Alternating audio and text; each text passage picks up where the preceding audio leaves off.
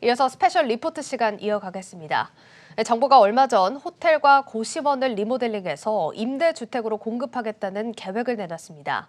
1에서 2인 가구에 특화된 주거 공간으로 조성한다는 방침인데 전세난 해소에 도움이 될 수 있을지 전효성 기자가 직접 찾아가 봤습니다.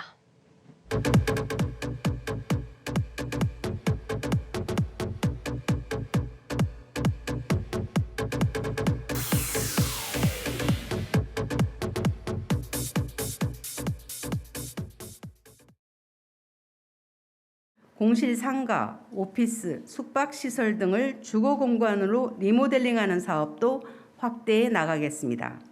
이를 위해 주차장 증설 등 주택건설 관련 규제를 완화하고 저리에 리모델링 자금을 제공하는 등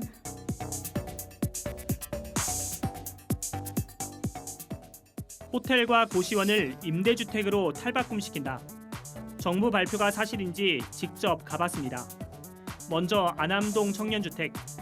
김현미 국토교통부 장관이 1인 가구에 최적화된 환경이라며 극찬을 아끼지 않은 곳이기도 합니다.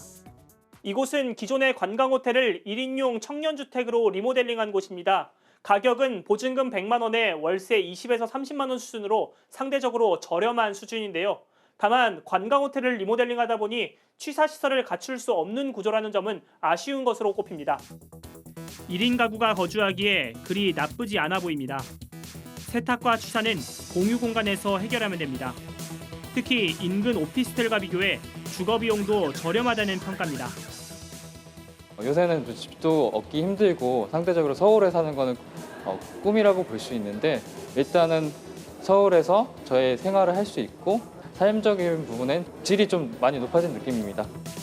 비주거 공간을 주거 공간으로 탈바꿈시킨 또 다른 곳에 가봤습니다. 막바지 공사가 한창 진행 중인 노량진의 청년주택입니다. 이곳은 기존의 고시원 건물을 리모델링해서 LH가 청년주택으로 공급할 계획입니다. 공사 중이라 내부를 부분적으로밖에 볼 수 없었습니다. 다만 고시원을 리모델링한 이곳의 가장 큰 장점은 입지 조건. 서울에서도 교통망이 잘 갖춰진 편인 노량진에 위치해 있습니다. 1인 가구가 증가하면서 수요도 적지 않아 보입니다. 청년 1인 가구를 위한 맞춤형 주택입니다.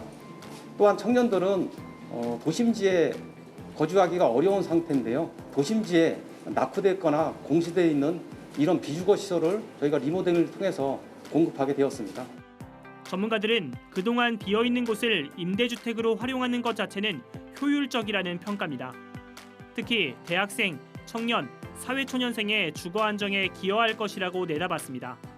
호텔이나 오피스 빌딩을 주거용 부동산으로 개조를 해서 공급을 하게 되면 주거복지 측면에서 주거 취약계층에게 주거 안정을 꾀하는 장점이 있고, 문제는 정부가 바라는 대로 전세시장 안정을 꾀할 수 있을지는 미지수입니다.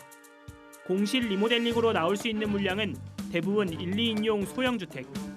최근 불거진 전세 대란은 주로 3, 4인 가구가 거주하는 아파트 전세 물량이 부족한데 그 원인이 있기 때문입니다. 매매가격이나 전월세 시장을 안정화시키기에는 역부족입니다. 당장 들어갈 집이 없다면 전월세 시장은 안정화될 수 없습니다. 시간이 한 2, 3년 정도 걸리기 때문에 당분간 전월세 시장의 가격 상승은 막을 바는 없다고 생각이 됩니다. 나아가 1, 2인 가구라 하더라도 보다 넓은 아파트에 살고자 하는 수요도 적지 않은 상황. 저 1인 가구이긴 하지만 그래도 저도 넓고 편리한 아파트에서 살면 좋죠. 너무 좋죠.